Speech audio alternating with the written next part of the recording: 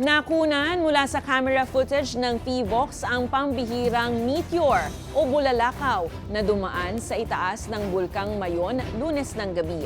Ayon sa ulat, nakita ang meteor bandang alas 10:33 ng gabi sa hilagang bahagi ng bulkan, habang nakataas pa rin ang alert level 3 sa Mayon dahil sa patuloy na pag-aalboroto nito. Sa kaparehong araw, nakapagtala rin ang bulkan ng pyroclastic density currents o uson.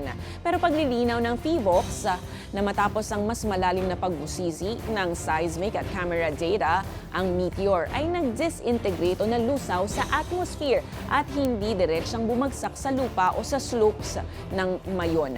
Pinayuhan naman ng ahensyang publiko na iwasan ang pagkakalat ng fake o AI-generated video na nagpapakita na bumagsak ang meteor sa bulkan.